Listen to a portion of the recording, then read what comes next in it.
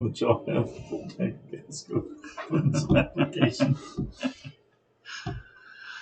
All right, let's see if we get everything set up here.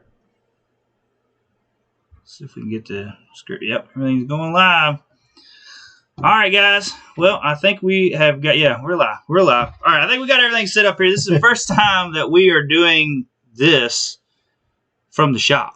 Yep. So bear with us. If you have any issues, please write them in the comments here. We're going to do our best to get to all the comments tonight. I'm not 100% sure if we're going to be able to get to everything. Depending on how many come through. It might not have been one or two. If that's the case, we'll be able to get to everybody. So give me 1 second here. I'm going to get this shared up onto Facebook, and then we'll be good to go. So, but we're gonna have Chris Zaldain on tonight. We're going to be talking swimbait fishing. We're going to be talking about glide bait fishing. This is something we've been talking about for the last show. Yep. So we're excited about getting this show going. We're going to call him here in just a second. Once we get our act together, shall I say right now. I was struggling a little bit because Chris is the one that normally runs this side right here. So I'm kind of like on the phone with Chris, and it's been interesting here for the last, I'm going to say, about 30 minutes. So give me 1 second. Here we go. All right. There we go. All right. So I'm going to head and, well, first, do we want to touch base with anything before we go ahead and get Chris Zaldain on?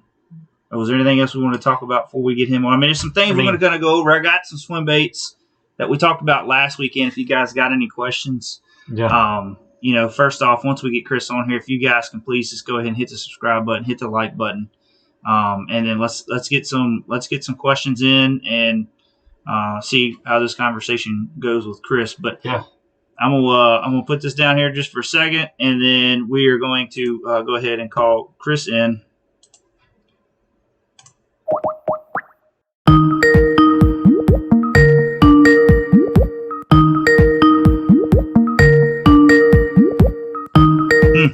All right.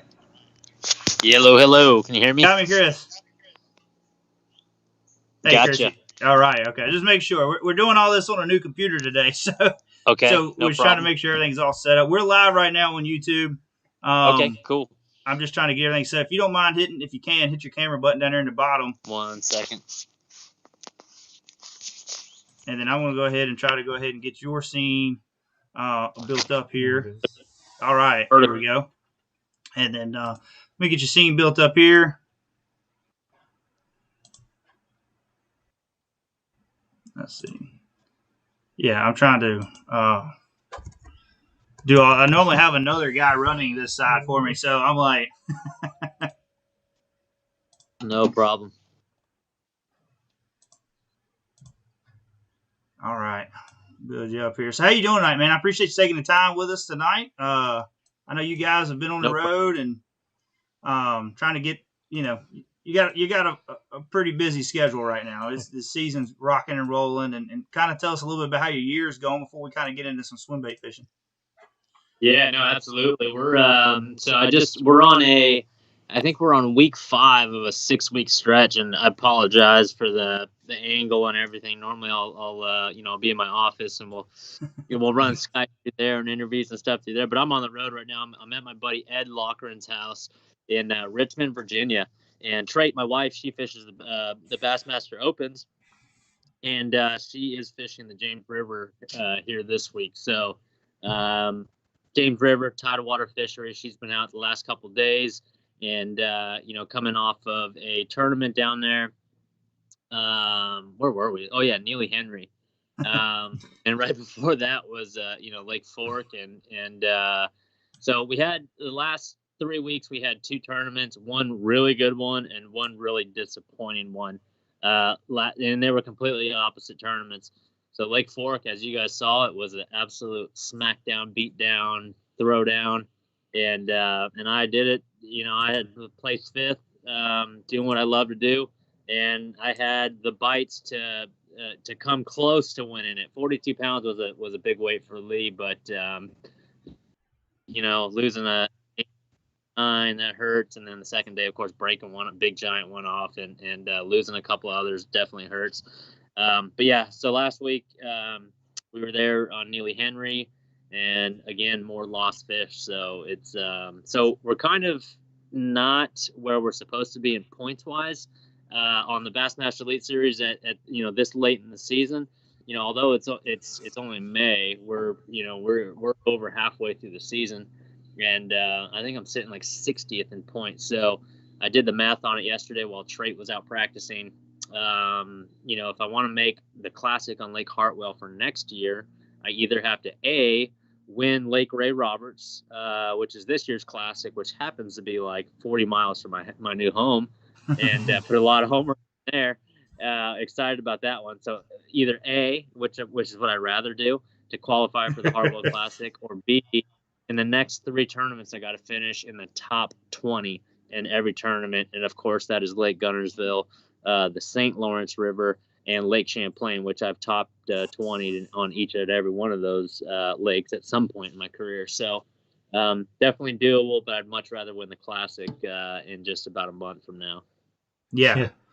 So I mean, you got a mountain to climb, but it ain't nothing that's impossible. You know what I mean? So you got you're a good fisherman and know that you can normally find, especially Guntersville. Oh yeah. We'll start it off at Guntersville, and with everything being so late this year, everywhere in the South, everywhere in the Northeast, it seems like we're here in Richmond, Virginia now, and it's just spawning activity going on, and it's supposed to be post spawn. With everything being so late, Lake Guntersville is an awesome swimbait lake in March and April. Typically, during May and June, they get off the swimbait and they start getting on the big spoon, big crankbait, a big worm, that type of stuff off the bank. But with the late year we're having, I think next week on Lake Guntersville can very well be won or top 20'd on a big swimbait. And again, that's kind of what we did at Lake Fork. And I know, Josh, you guys reached out to me after Fork, after that awesome event, and I definitely did a couple of things differently than a lot of the other guys, and that's just from years and years and years of experience throwing a big swimbait. Both the 8-inch mag draft, 10-inch mag, 8 and 10-inch mag draft, and also a custom glide bait. It's about a 9-inch glide bait out of North Carolina, that Tater Hog Hogfather, and whenever you could throw big baits at them and they're biting it, I mean that's probably like the funnest thing you could ever do. Yeah. Especially when money on the line, especially when it's an Elite Series, when that Elite Series shield is on the front of that tournament. Like, that is, to me, that is the best possible scenario in a fishing tournament. So yeah, it's awesome. Yeah, I know for me and James, we've gotten hooked on them this year. Like, we got into the mag draft. Watched a lot of your videos on YouTube, and like I said, we've learned so much from all them videos. Yeah, you cost us a lot of money. But it's worth it. It is. It is. So, like, there's a guys just pushing stuff on, whether it's lures, line, rods, and stuff. Like, they're just pushing stuff to survive, and that's just how the bass fishing game has been played forever. Push sponsor stuff, and that's it. Like, that whole mag draft, megabass swimbaits, megabass rods, and stuff like that is a part of a system that, like, I've developed. Like, literally, I'm 36 years old now. Back when I was 15, 16 years old in high school, throwing big Huddleston swimbaits out in California on flipping sticks and 20-pound mono, like, it took that long to, like, come up with these, that system. Like, you hear about KVD talked about his cranking system he's developed all over the years. I've got, like, a swimbait system that I've developed over all those years, and really and you guys know, because you guys have been started throwing the mag draft here lately. It's like you can't develop those systems, rod, line, swimbait, hooks, all that stuff, angles, things like that, without, like, that positive feedback. And what I mean by positive feedback is bites, actual bites, actual results. Yeah. And in order to do, you have to spend time with it. And I'm often asked, what's the biggest mistake a swim bait guy, whether new or old swim bait guy, what's the biggest mistake that guy can make? And I quickly answer is that guy ties it on and just leaves it on the deck. Like in order to learn a swim bait, I remember early in my career when I was 15, 16, 17 years old, that after high school, I'd go out in my little kick boat and literally, at the time I only had 4 or 5 bass rods, right? And one of them was a G Loomis GL2 flipping stick. It was a blue color. My dad bought it for me. And I remember going out and like literally telling myself, okay, I want to work on this swim bait thing, this swim bait craze that was in the early 2000s and in 1999, 2000, stuff like that out in California.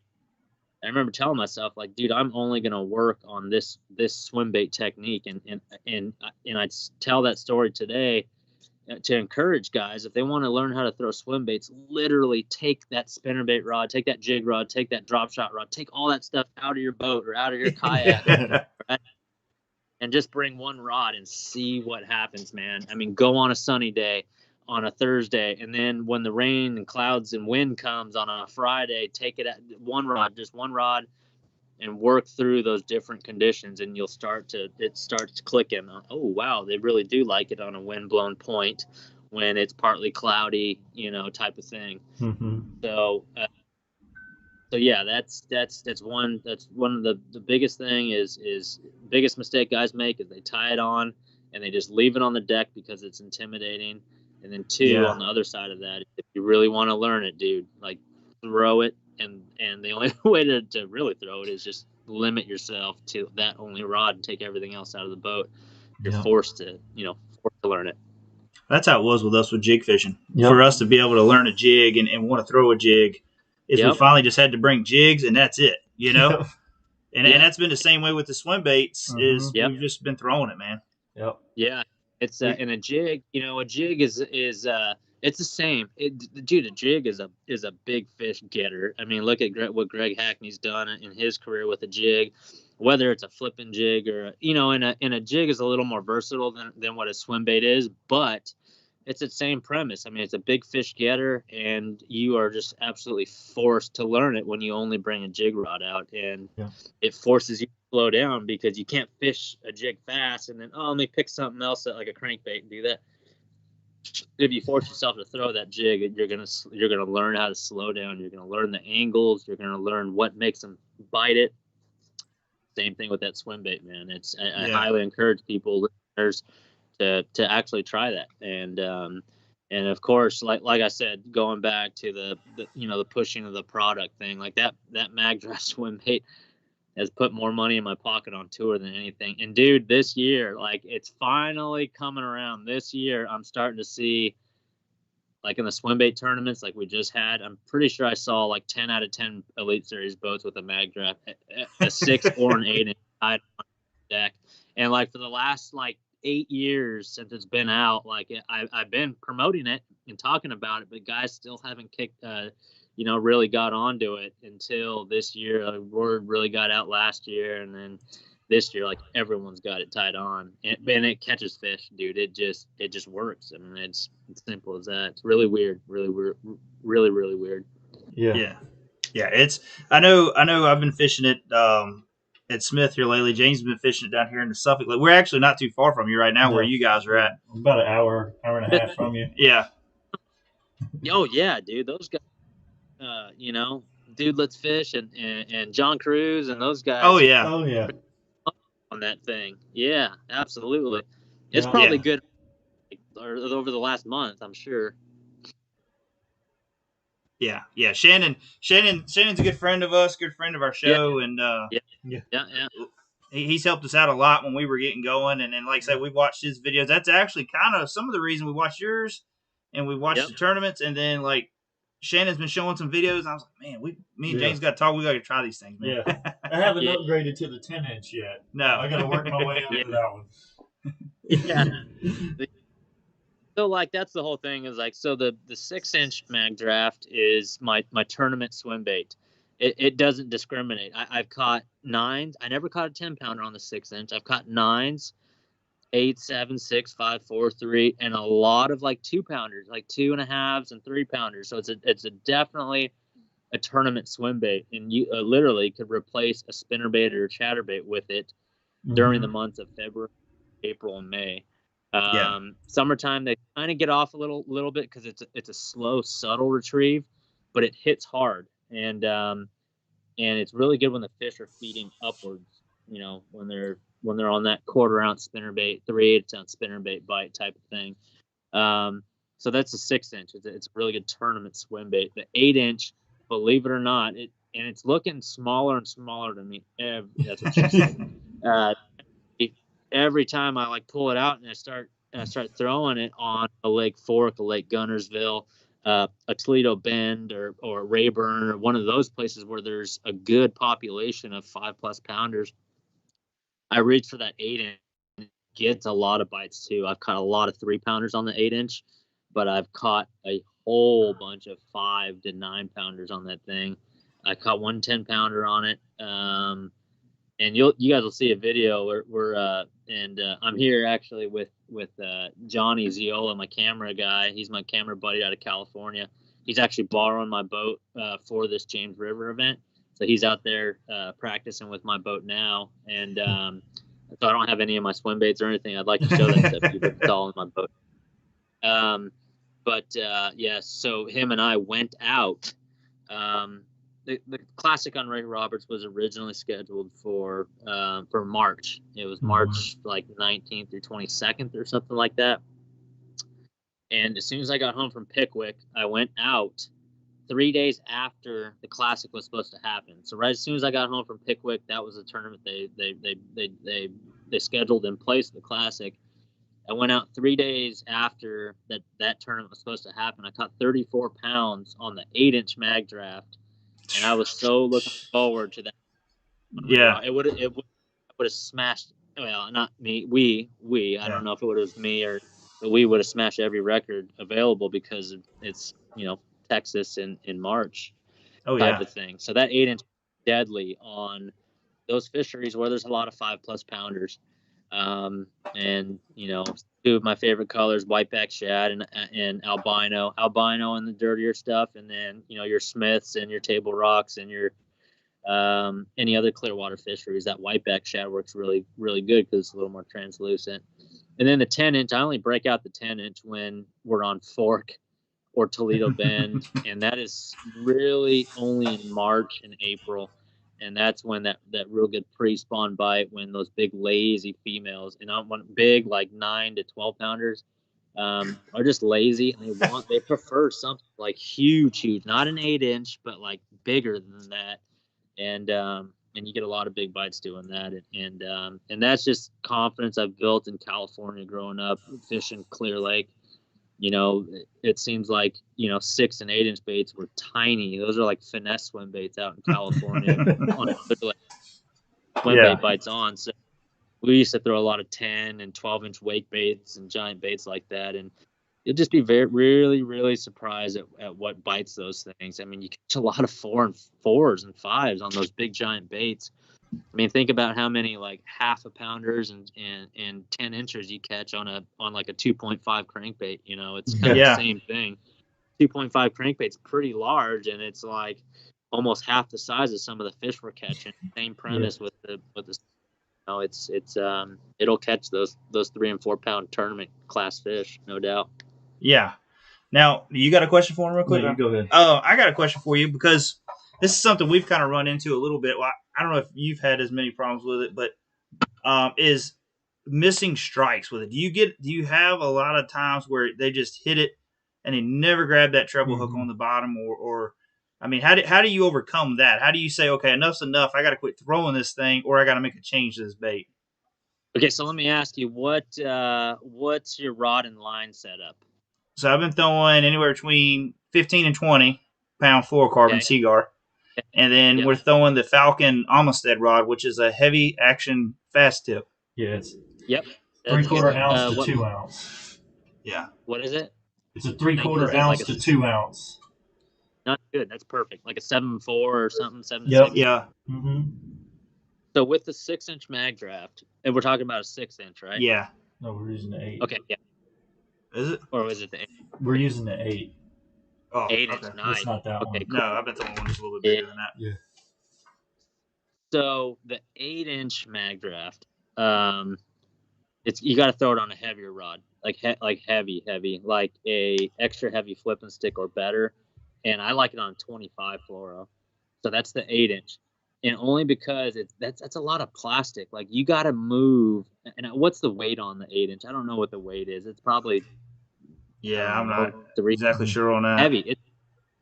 And you got to move a whole lot of plastic and a whole lot of meat to get those two little points. It's definitely heavy. I like a 7 or 8 foot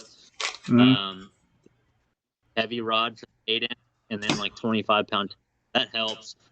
And the hook set is just like a spinnerbait hook set. As soon as you feel that thing smoke it, I mean, you just load up on it. Yeah. There's never an upwards hook set. It's to the side, just like a spinnerbait.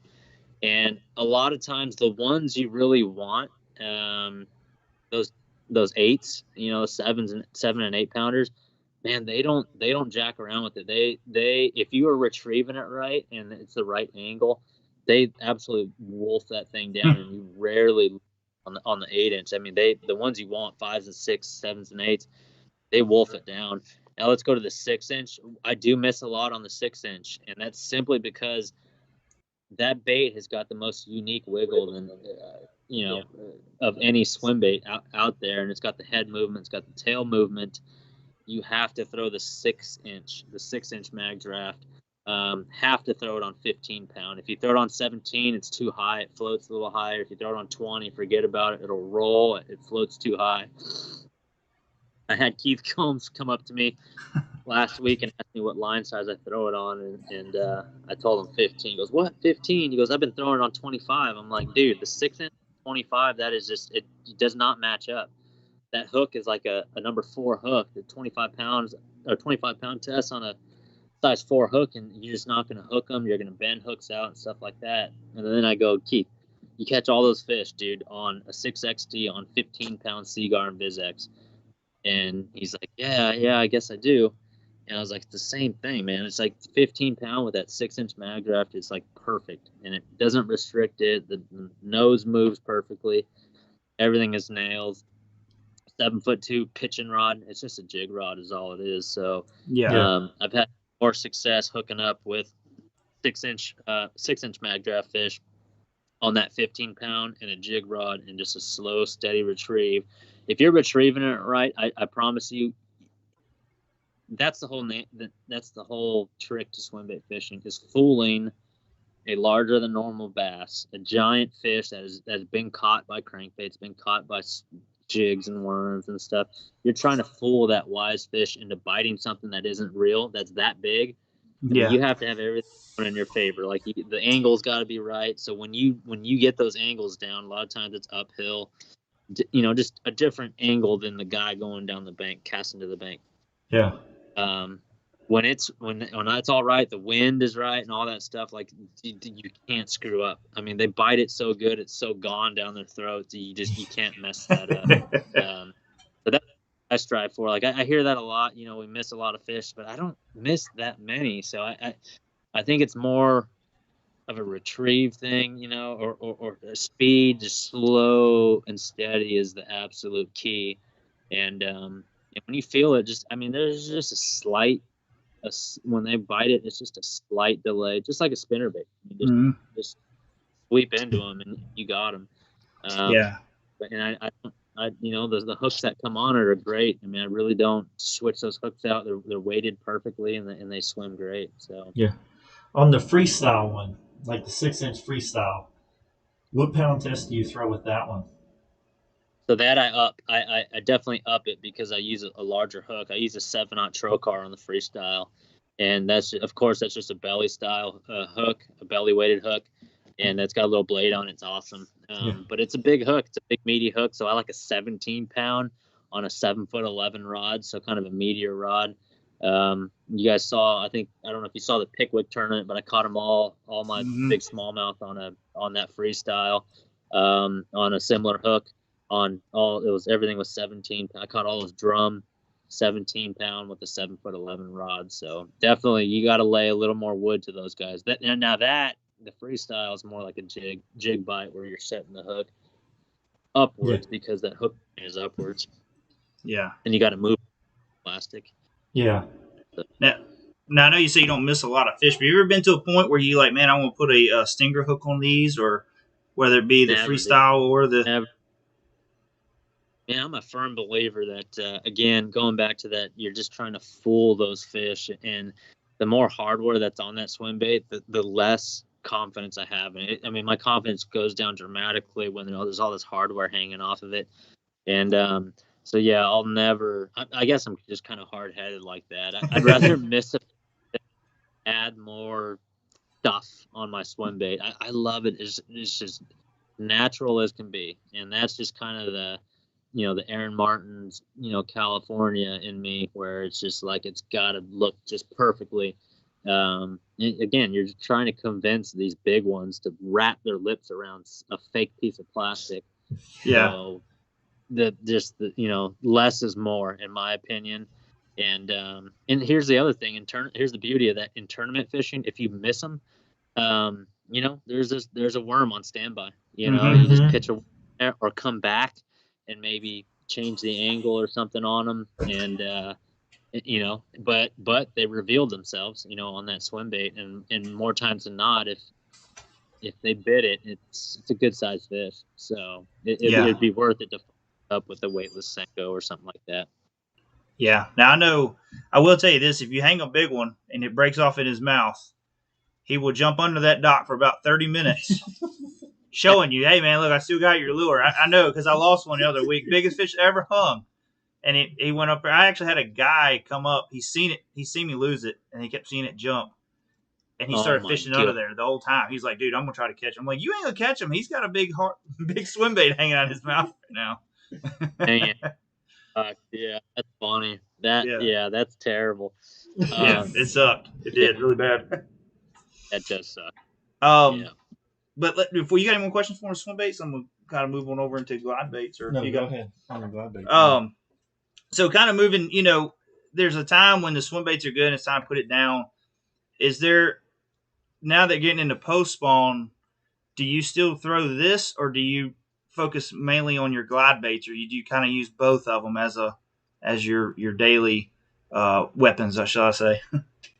Yeah. So the glide bait thing does come. So some guys, well, in my opinion, the boot tail swim bait, i.e. the Huddlesons, the magdrafts, back in the day there were Ospreys, and all those guys in Alabama throw the Scottsboro or whatever it is, Bass Tricks. In my opinion, that kind of that slow, steady up and retrieve is more like a Colorado bladed spinnerbait or a chatterbait, where the cadence never changes. It's just slowly swimming across, and a big pre-spawn fish could kind of just intercept that cadence somewhere, whether it's around a dock or up a uphill, up a point or whatever it is. So yeah, I feel like in general, the magdraft works better in pre-spawn and spawn. Once you get into post-spawn, the fish the water gets hotter. The fish start moving off the bank a little bit, and they like to feed up, like further up in the water column. That's why topwaters work so well. Look at Fork, and look what Lee did with just an old school spook. The fish feed up, they chase, they're more aggressive. The water temperature's getting higher. That's where I like a glide bait, and pre-spawn glide baiting, it's real slow and wide wagging. But if you saw what I did at Fork with that big tater hog glide bait, it was just a real fast retrieve, just a bap, bap. It's almost like a big 110 jerk bait, really, and just being real erratic high in the water column, and it drives a big post-spawn fish crazy. So why not like a megabass eye slide, which I catch a lot of fish on as well. The eye slide is a very, I like that 262 size. It's a giant one. It's a very good bait, and it gets a lot of bites. But last week at Lake Fork, they really liked that that gizzard shad profile. The taller body, the thinner sides, that real forked tail, and that guy Matt McBee from Tater Hog Custom Lures out there in North Carolina. I hooked up with him like a couple years ago, and he sent me some baits. I bought some baits. Matter of fact, I sent him money for the baits, and when I got them in the mail, it was just like, dude, these things are a thing of beauty, and I will catch them in a tournament sometime in the next couple of years. And that tournament was 2 weeks ago, really on that shad profile, and they really didn't want anything else or any other type of retrieve. It was just a real erratic pause, erratic pause, and then they'd smash the thing, and that's all shad spawn and gizzard shad spawn and schooling and shell beds and stuff like that. But you can catch them any time of year on a glide bait. It's up to you to kind of jack with the retrieve and the cadence, just like you would a regular jerk bait. But generally speaking, the slow swimming swim baits better in pre-spawn, and the glide style baits, whether fast or slow worked, in fall. Yeah, that's something we've been kind of getting into now is playing with some of the glide baits, and we looked at the Tater Hog, and trying to even get one right now. Trying to get a glide bait is like insane. Good luck. Yeah, it's hard. Everything's scarce right now, from freaking gas. It's scarce right now. It's so weird. A weird time. But especially baits and swim baits. I mean, you go on Tackle Warehouse, and even just like little Zoom worms are like out of stock forever. Yeah. So it's really weird. But especially those handmade, custom, like legit swim baits. I mean, those have been scarce for a long time. And Matt McBee texted me. He's like, "Well, thanks, dude. It's a whole lot of work that I didn't expect, but we're gonna work the things." So, I actually texted him before I went on camera that week, and I was like, "Be prepared, dude." And before the surge comes, I go, I think I'm gonna catch him tomorrow. Before the surge of orders comes, let me just order 6 more, if that's cool. He's like, "Yeah, man, no problem." Oh, what I was talking until the next day, I give him a shout out and and talk about his bait and everything. He says that it just started pouring in, so yeah, that's cool. I like. He doesn't sponsor me. I literally buy his baits, and I give credit where it's due, man. I think that's you don't see a lot in bass fishing days, whether it's a lure like that, a non-sponsored lure, or a tournament fishing, getting information or spots from a buddy or another Elite Series competitor. Like they never give the guy credit ever, and that sucks about our sport. Yeah. Some pretty big names that have got information from other Elite Series competitors that never give them credit. It's just like, dude, come on. Look at it. Yeah. Well, you don't see that. Like, I know when you showed that, when you caught that fish off a bait, I paused it and I said, "James, come here and look at this bait." And then we were online. Like, immediately we went into the office and we were like looking up stuff, and like we seen the write up Bass did with the top 5 or top 10 baits or something like that. Yeah. And then we were searching. We were searching internet hard then. Yeah. And I haven't talked, I mean, technically, megabass doesn't have a lure. They've got a glide bait, but it's not like a shad profile like that. It's more of a trout profile or an IU profile, something like that. So, you can't hide that, for one, and two, like I said, dude, like if a guy makes a really legit bait, I mean, I appreciate that kind of work. I work with my hands forever, and this guy works with his hands, and he's really good at what he does, so he definitely deserves a shout out, no doubt. Yeah, absolutely. Yeah. But I think everybody on the Elite Series is always throwing something that they're not sponsored by. I just think that that's just, part of it. And here's the thing about that, the lure gallery. We'll take Brandon Card, for example. Yeah, I mean, I'll say it, just because we're talking about that tournament. I mean, from what I gather, he was cranking one of the well-known balsa crankbaits, mass-produced balsa crankbaits through most of the tournament, and then you look at the gallery and it's just like, wait, what? You didn't throw that thing, and Yeah. I'm too, but that's what your sponsors pay you for, right? But I'll Yeah. tell you what, with the access to videos and live coverage and things, it's like the consumer is not stupid. You can't fool them these days. You really can't. So my opinion is just better to be honest, or better yet, work with companies that you really truly believe in, and don't take the little check just to promote some crap baits or whatever Yeah. it might be. But being real goes a long ways, especially these days, because the consumer sees right through it. It's hard to fool these guys nowadays. 10, 15, you could say I caught him on a fat-free shad, and there's no live coverage of it. So like, oh, I believe you, dude. I will buy your fat-free bomber, whatever. And it just doesn't happen these days. So you just watch, like, see all the comments on those galleries, those tournament galleries. The first like 3, 4, 5 comments is like, this guy didn't throw that bait. He's lying. Like, this guy didn't. Like, that's, and the audience feels like that is Yeah. exactly how the audience. So even why try? Yep. Exactly. Getting back to the glide baits real quick. What is your setups? And I know it can be different because there's several different kinds of glide baits out there. But let's say to a bigger glide bait like the caliber you were throwing for the elite event, what is a big set? What is a setup you have for that? Because I noticed we both noticed you use a longer rod. You got that long butt section. What's your main setup for something like that? Yeah, so that rod was an 8-foot megabass black jungle. It's called a Nephilim, and it's just an 8-foot absolute tuna stick. And honestly, honest truth, I've had it for probably 7 years, and I've never taken it out of its sleeve until that tournament. Like, I knew it was going to be, it could, it's Lake Fork. I mean, there's freaking 7s and 8s everywhere. And I never actually packed it into my truck or into my boat until right prior to that tournament, because I lived like 2 hours from there. I knew it was going to be the way the weather was looking and everything. So I threw it in there, and I didn't rig up that rod until day 2 of competition.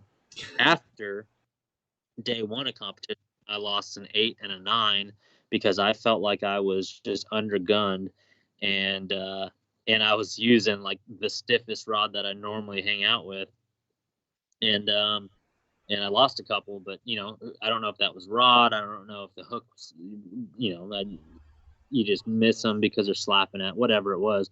But after day 1, I went to that giant tuna rod, and again, it was just a megabass black jungle Nephilim swimbait rod, giant handle. You could really get leverage on that bait to cast it out there.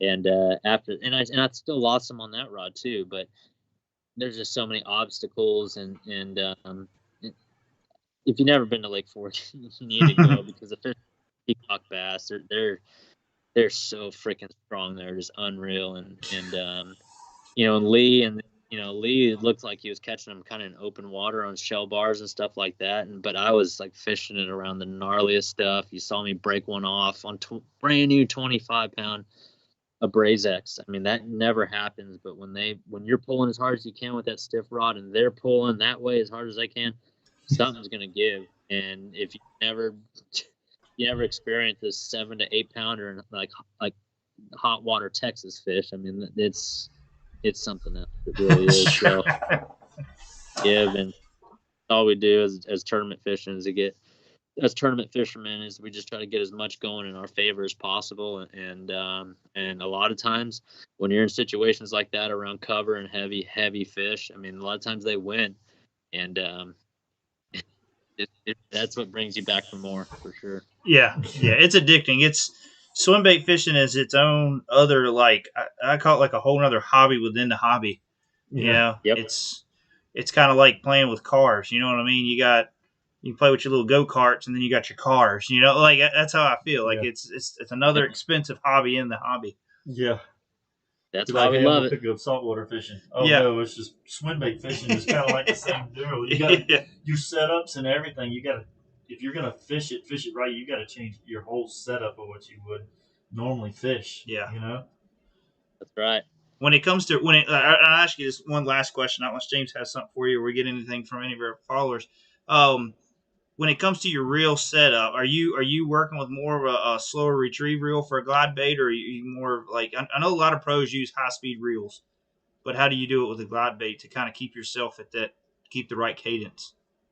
Yeah, I've always liked a 6-to-1, so anywhere from a 6-3-to-1 or like a 6-8-to-1 gear ratio. I don't like anything over 7, just because it brings too much line in. Um, and you ask any of the hardcore jerk baiters, they all like 6-to-1 on their jerk bait because there's so much lateral movement in it. You can't afford to pull that thing forward. You got to keep that lateral movement, and the only way to keep that lateral movement is a slower reel. So 6-to-1 on the gliding bait. What do you use on like the magdraft? What gear ratio are you using like on a 6-inch magdraft? And that's a 7-to-1's kind of my staple, and only because a lot of times with the 6-inch mag draft, I'm actually moving the boat towards it, like I'm covering water, Mm-hmm. chucking buzz bait down the bait. So as you're moving towards that swim bait, you could still wind it slow, and the nose of your boat's going towards the swim bait, so that 7-to-1 helps take up that slack quicker. I got Oh you. yeah, that's good. Good Yeah. information. Big Stars wants to know, and I know this could be a loaded question here. What's the hottest lake right now? I guess as in, what's the best lake going right now? As in big fish. So like right now this week, I don't know this week, but definitely year in and year out, you don't hear it a lot, but dude, honestly, it's a toss up between Clear Lake in California and dude. So last year, like when the Elite Series, because of COVID, was fishing well into September, October, and the weights were absolute donkey poop, right? Yeah, I mean, remember the guys weren't even catching limits. It was just like it sucked. The fishing sucks in the South, September and October. During that time, all the tournaments out at Clear Lake in September and October, it was taking like 30 plus pounds a day to win. And good so God. that's why just in recent years, I would say Clear Lake and Lake Fork. I happened to live close to Clear Lake in my previous life before tour, and then when I got on tour, I moved to Texas and I lived closer to Fork. So I like living around big bass, no doubt. And look what we did 2 weeks ago. I mean, Fork is stupid amazing. Gets a ton of pressure. Any day in March or April, you go out there and you see 1,000 bass boats. You literally do. And you look at the parking lot, and there's a Minnesota plate and a Tennessee plate, and you're like, dude, these guys are traveling down here to fish this lake. Yep, absolutely. And not everyone's catching, but you could go down a bank, a guy's fishing, and go in right behind them, throw something different, you catch an 8-pounder. It's a pretty special place. So yeah, so if you're a Westerner, Clear Lake, of course, and or if you have a little money to travel, definitely look into Clear Lake, and then definitely look into Fork. For sure. And then Tennessee Rivers, of course, but Fork and Clear. Yeah. Got one more question for you, and this is from Clay. The best big bait for a beginner to try. So I'm thinking swim bait. Best big swim bait for a beginner to try. So yeah, so Clayton. Yeah, Clayton, is that his name? Clay. Clay. So I get asked that a lot. It depends on where you live, Clay. Does it say where Clay lives? No, he doesn't say. Apparently, no, that's not. So let's do. So from Virginia north, a 6-inch mag draft. Period. Um, from if you live like along the Tennessee River, or how about this? Just look at like past tournament results, or search the hashtag whatever lake you're fishing, like Smith Mountain Lake, hashtag Smith Mountain Lake, or Google search Smith Mountain Lake, and then look at the images. And if you see more than like half of the fish over 5 pounds on the page, go with an 8-inch. It just boils down to like the population of 5+ pounders in the lake you're fishing. If you feel like there's a good population of 5+ pounders, go with an 8-inch mag draft. And if a 4-pounder is big on your lake, like up north and some of these tougher lakes down south, then the 6-inch mag draft is the best one. So it depends. You asked how big or which big bait to throw. It really depends on where you're from, on how big is. But if I were to give one answer and one answer only, I would say 8-inch mag draft, period, hands down. Yeah. Because that's the bait where that's like a true swim bait where you're gonna get 2 bites on it, and if you land one of them, it's gonna be a 6 or 7 pounder, period. So Yeah. it's the true bait, not a lot of bite, huge one. Yeah, for sure. Well, man, I really appreciate it, Chris, for taking the time with us tonight. I know y'all got a lot going on. You guys are busy. Like I say, y'all getting ready for the James River. Well, I know Trade is, but you're just kind of being a spectator right now, I guess. But what I'm doing tomorrow, I'll be completely honest. One of the glide baits, I lost one to a big fish, and the other one I caught so many fish on it, like I like almost mangled it. Like I knocked all the epoxy off of it. I used it for 2 days on Lake Fork, only 2 days, and I caught so many big ones on it that like it needs to be retweaked. And went to I ran some errands, and I went to a couple Hobby Lobby and stuff, and in a hardware store, and I got some epoxy, and I got some blue, pink, and like chartreuse kind of paint, and I'm gonna rattle can it back together and epoxy it. And so all the viewers, maybe I'll post it on my social media, but I'm gonna do some damage control on a live bait tomorrow. Trade's out there practicing, and I'm gonna be repairing some swim baits for Gunnersville next week. That's right. Sounds good. Yeah, man. Yeah, we're looking forward to seeing some of the before and after pictures there. And but man, like I say, you have a good night, man. Good luck to you the rest of this year, and hopefully maybe we'll see you down at the Classic and in Texas in next month. So yeah. But all right, Josh, Jason, guys. Yeah, have a good one, man. Thank you so much. Thank you. Okay. See ya. All right, let me get back over here. All right, give me a second because I got to get rid of some images here. There we go.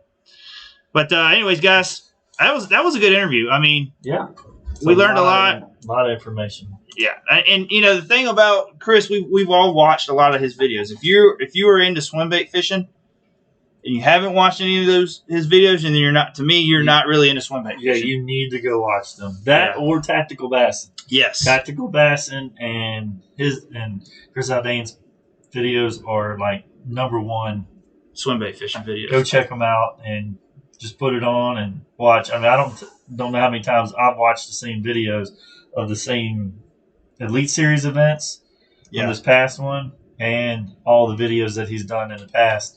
I mean, when we got into it, that's what we did. I mean, we just done our research. That's what I say. Definitely do your research on, especially the body of water that you're fishing. Yeah, for sure. Because like Chris said, some bodies of water just doesn't.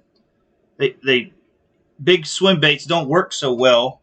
Compared now, granted, you might find the biggest fish in the lake, but you're not going to get many bites. No. And a video I got coming up that I don't know if we're going to have, but we'll probably have your John Boat videos out first. But a video I got coming up was I went out and was throwing mainly this mag draft. And I'm on there talking about, it's a great bait to find spawning fish. Mm-hmm. But the one cove that I fished, I did not realize how many big fish were in that cove. You know what I mean? Like, it really gives you confidence. Like, hey, I'm fishing in the right stuff. Now, granted, it does suck. I wish I'd have got more fish off of that. You know what I mean? Yeah. But, and like, after talking with Chris, I think some of it was my retrieve. Well, it could have been your retrieve, and it could have been they were just showing themselves and that you need to follow up something different. But the thing is we're trying to learn the swim bait. So, like, we were just trying to keep the swim bait in our hands, and that's what we've been doing. Like, I know the one that I caught, well, the second one that I caught off of it, which is right at a 5-pounder, it hit, and Yeah, I just felt that it was just mushy. Yeah. It just loaded He was up running and it with was it. swimming with me back. It was running the same speed. So when that thing hit it, it just hit it.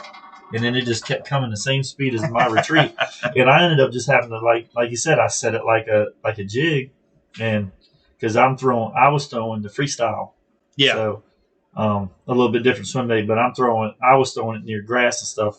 The two scenarios that me and Josh are fishing are definitely two different scenarios.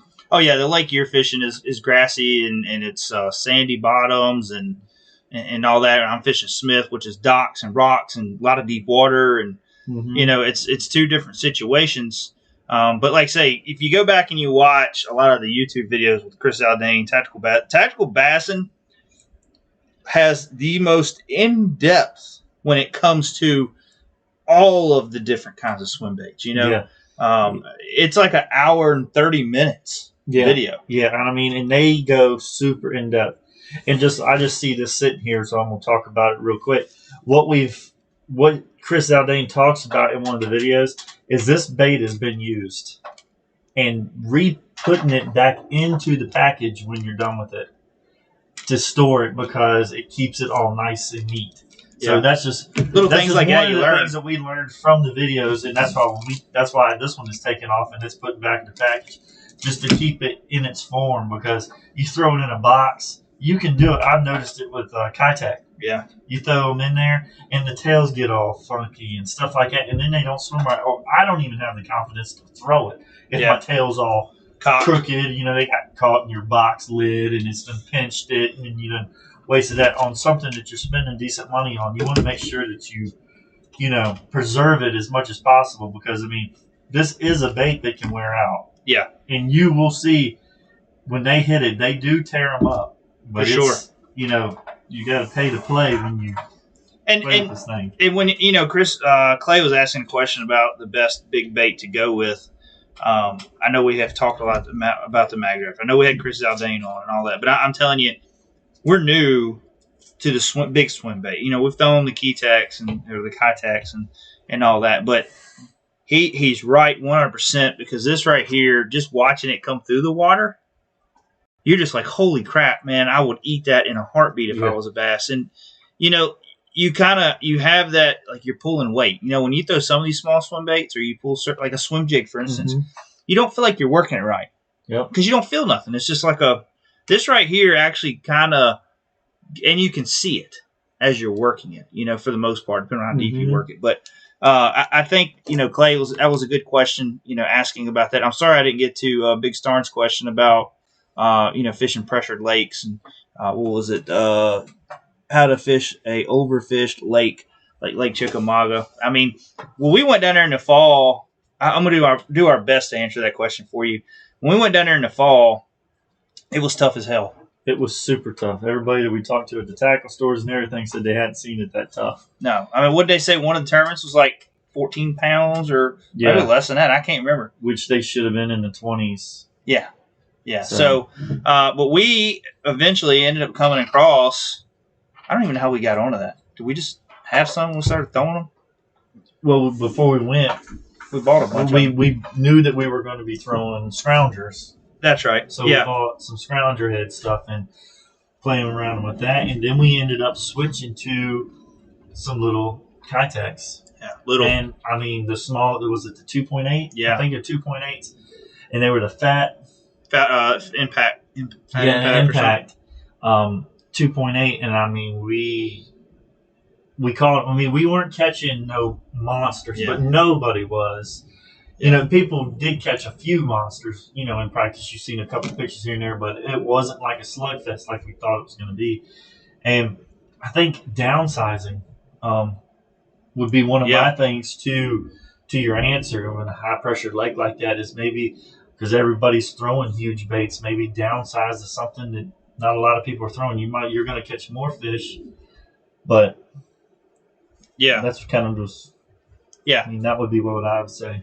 What's going on? We got basket day meeting at baby girl school.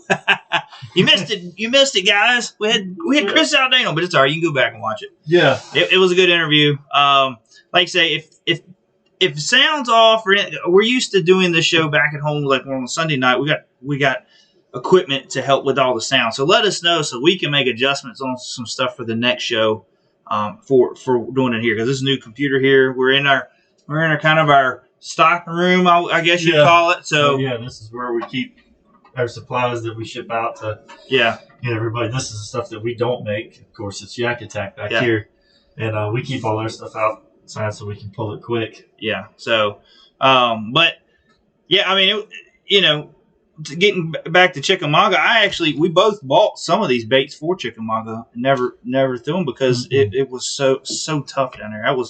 I had such high hopes for that lake that was a bucket list lake, and you get down there and you're like, man, why are we throwing finesse stuff? I got a spinning reel. So we were throwing finesse spinning rods whole time. So you can go back too and check out a lot of our practice days and tournament days and all of that. Some of the content got lost for us to finish up on the last day, I think, for some of it. I can't remember. But yeah, you can go back and check them out. We had several fish catches in there and, had a good time. But yeah, I mean, that's what I would do. Just downsize until you start figuring them out and then kind of where they're at and work on, going up to something else bigger. Blade bait in the fall and wintertime for me. Yeah, blade baits are good bait. So yeah, that seems to be the go-to. But if you're on here and you haven't hit the like button, if you would, please hit the like. And if you haven't subscribed to our channel, we're planning on doing a lot more stuff like this. Yeah. Tuesday nighters, that's looking to be kind of the norm for the most part. It might be one week we don't have it. I know Sunday nights have been off. Actually, I was trying to get Chris Zaldain for the Sunday night show, and then he just travel plans and stuff couldn't do it. So I know we haven't done a Sunday night show. We miss you, Chris. We do, but we're going to be doing more. We want to do Sunday nights and a Tuesday night, to give you guys a little more stuff to get on and talk with. And that's my home lake. Yeah, man, I wish that was my home lake too. That's a good fishery down there. Yeah, it's definitely set up for fishing. Yeah, for sure. I mean, it's a fisherman's dream down there. Just the tackle store. What was that, Fishtails? Yeah. Oh man, I love that. I just took a trip back now. Yeah, we spent so much money in that place that week. I don't even want to think about it. We bought about all the Keytech color. I mean, not all the colors. Then that color we were throwing. That color Kitech, we bought every one of them that they had. Yeah. We actually went to some other tackle stores and tried to buy them too. Just because it wasn't because we were trying to buy them up so people wouldn't have them. We were buying them up because when they were eating them, they were tearing them up. He said, "Swimbait fishing is a whole other hobby." Yeah, it is. I mean, it's right now. So I think we got a pretty good setup for the magdraft right now. I think we have the perfect setup for the magdraft. Yeah, and I think the only differences is in between my setup and your setup is you're throwing 15 pound, but you're throwing the regular. Yeah. One. I'm throwing the freestyle, and I'm actually throwing 17. Yeah. So we actually both are throwing exactly the right size line for which bait we're using. So that's just like if I do switch up and go up there to Smith, I might need to switch my reel to. Yeah. Switch it over to 15 or pound test, and then go from there. Just because this bait here must work a little differently. With the bigger hooks. Oh, yeah. And you're throwing it in cover, like you're throwing it in grass and all that stuff. So you need a little bit thicker line for that. Mm-hmm. And then the glide baits. So we got rods on order. As most of you know, the shipping world sucks real bad. Their updates are horrible. Yeah, I just got the newest update now. They were supposed to be delivered Monday, but now they just say in transit, not lost. That's what it was today, and it's going to be late. And then it just updated again on the 11th. It just says 11th. It's the same thing. Oh, that's good. So it really scares me with fishing rods because I'm like, did they break them in half and they're scared to finish it? Yeah, I'm just wondering if they run them over with a forklift or something like that. We're going to get a bundle of twigs or whatever when we get here. But I mean. You can't even burn that. I mean, it's not even do it. Yeah. So we ended up ordering some of the Rayburn rods. They're 8 foot. What are they? They're extra heavy. extra heavy. They're 1 ounce to 3 ounce. Yeah. 8 foot rods for our glide bait setup, and we ordered different reels, and we talked about all our reels and all that stuff in our last show. Yeah, I mean, we got them here. I ain't gonna pull them all the way out, but we ended up getting the Revo Beasts, which is the 5/8 to 1 gear ratio with a 30-pound test. Mm-hmm. 235 yards. A 14-pound. No, right? It says 30. How was that? You see that? Ain't that backwards? It says 14 pounds, 205 yards, 30 pounds. Well, that's probably braid. Oh, it might be. I didn't even read that. Oh, it is. Braid capacity, mono capacity. Yeah. Threw me off here. I'm like, what retard did that? Well, but it was a retard reading Chinese on here. Yeah, it is a lot of Chinese written on there. And then we got the Revo Beast X, which is a very smooth reel, and for the price point, is a good reel. Mm-hmm. But you do notice a difference between the Beast X and the Beast. The handle is way different on the other one. But we haven't used them yet, and we'll give you some more feedback on them after we start throwing them a lot, because we'll have both of them on. We can compare. Yeah. And see if it is really worth the money. I mean, it's $100 extra. Yeah. For a handle. So far, and I mean, it's definitely smoother. Yeah, you can you can hit the button, open your free spool up, and just hit it. Yeah, and watch how much longer and smoother it is compared to the X. Which, like I say, the X is still, what is that, $100 some dollar? It's $100 cheaper. Yeah, so it's $180 reel, and the other one's like a $280 reel. Yeah, so, there should be a significant difference other than the handle. So we said that with their wives maybe watching. Well, I mean, can we bleep that out real quick? Is there a bleep button on here? Probably not. Oh God, we're screwed. It's all for testing. Yeah, it's testing. So it's for work. It's business. Yeah. So what's up, Craig? How you doing? Oh man, now you join. Oh yeah, Craig. Of course, he's gonna show up late to the party. Whatever, dude. Whatever. You don't love us. We just finished talking about all the Kai tag baits and megabass. You'd have been great to be in here for this show. Yeah, but whatever. Better late than never, I guess. Should we make the announcement of what we found out? Okay, we won't leave it alone. What? About one of the products that Craig is sponsored by. No, we're not ready yet. Mm-hmm. We ain't ordered them yet. So. I know, but I just didn't know if we want to make an announcement. No. We'll just wait. We'll do it when we're ready. Them. Okay. When we have them. So y'all leave y'all hanging. Y'all gonna have to wait. I'm sorry. I'm downer, but it You're is welcome. what it is. You're welcome. I left y'all hanging. Yeah. So, anyways,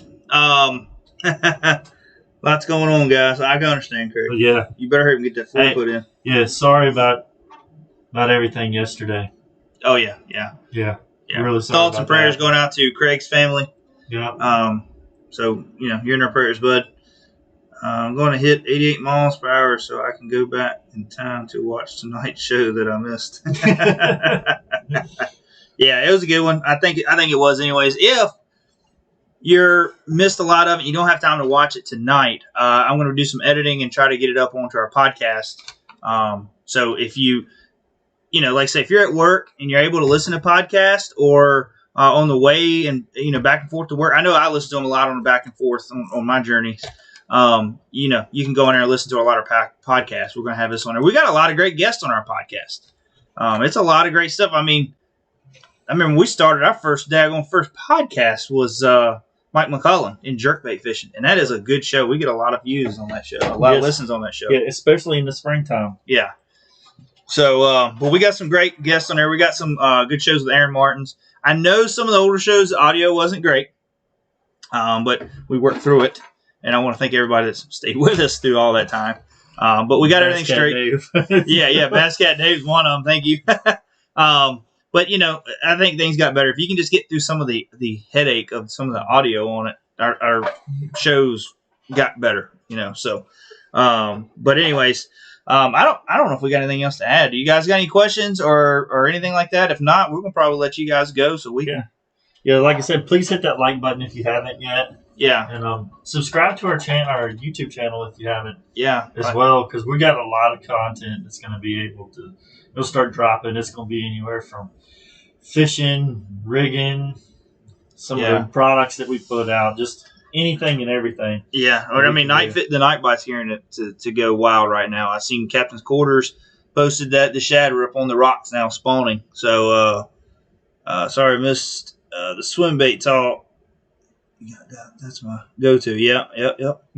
Well, you can go back and watch this show and see what we missed, and that way you can tell me all those secrets that you're doing that I'm not doing, and then maybe I caught that one. Maybe we'll tell everybody else. Yeah, but if not, then